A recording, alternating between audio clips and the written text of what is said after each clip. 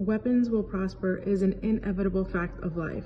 There will always be something that is geared to push us down and away from our purpose. For me, cancer was the attempt to derail me. When I was 17, I was diagnosed with Hodgkin's lymphoma. I had a tumor in my chest leaning on my heart with a main artery going right through it. I was about 119 pounds. There was nothing coming out of me. There was nothing that would have showed you otherwise other than a healthy teenager until 13 doctors later, I was diagnosed and went through treatment my whole junior year of high school. Easily, I could have been defeated. And even at that time, at 17, them telling me that I could never have children, I could have allowed that to affect my life, but I didn't. I pursued life and I continued on. I expected everyone around me to understand that I had a new appreciation for life and that I needed to live as large and as loud as I could. And I pursued everything with a different mindset. 10 years after my treatment, I did end up having a family with my husband. We have 2 children, and despite the 10 years of not even a single oops or late or hope, I never even put a thought to it. I didn't dwell on it. We have 2 healthy boys today, and their testimony is just as strong as mine.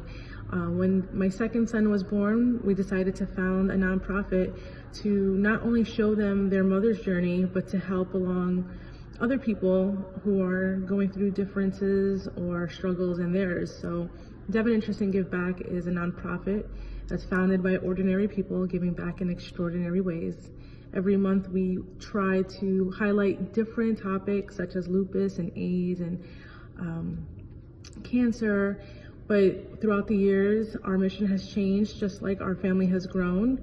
We promote children's literacy now, education. We do amazing collections with kids to get them involved and get their parents involved. But with life, there are always things that throw you off course again. And although cancer was mine at 17, as an adult, I've had to struggle with other things and overcome them just the same. Weapons will prosper to always take your attention off the goal. But it's your job to keep your eye as laser focused on what you need to achieve. And every day your purpose and your passions will change, but you just have to stay in tune with what you feel is right for you. My life has changed significantly since I've become a mom. My passions have changed, and I do believe that having them has helped defeat depression and anxiety.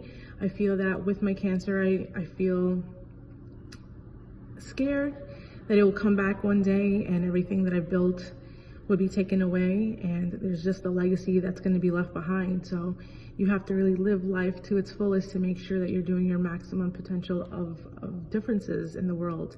My sons are now 9 and 7 years old.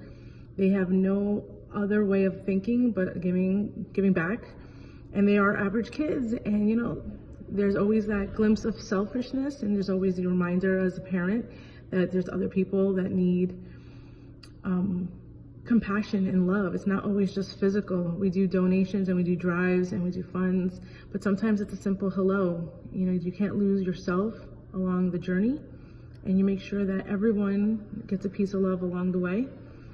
And for me, that's all I can do, no matter what I'm dealing with personally at home, whether it be finances, my health, whether it be something with my family, at work, anything that is against you on any particular day does not deserve to take away your smile, to take away your ability to change somebody else's day, to take a moment and pause and say hello. These are things that I found that along my journey I had control over. And although I don't have control over the world or my health in the grand scheme of things, I do have control over how people feel and how I can help make their day feel or go. So for me, that's my biggest message. There's not so much that people know how to do. How can I help? How can I change the world? What can I do to better myself? How can I make more money? How can I do this and how can I be that? Start within yourself and take that moment to really reflect. See what you can do in the smallest way to just leave a room when someone says, wow, I feel a little bit better today. A smile goes a long way, guys. And that's honestly the best advice I can give. As a cancer survivor, multiple health issues. I lost my dad in November, and I cannot seem to get that out of my life right now. The feeling of loss and almost like an orphan, a 36-year-old orphan trying to just get her dad's hello, mija, how are you, back in her head every day. Every day there's going to be something that's going to defeat you. I cry in my car all of the time. And for good and bad, you can miss people, you can love people, you can be angry, but then you wake up the next day and you just remember who you are and you keep going. So like it says, weapons will prosper in all forms, but you have to be the one to make sure you put a stop to it and not allow it to continue and change your life and help those around you. My name is Marjoriet, and I am so happy to be a part of this campaign.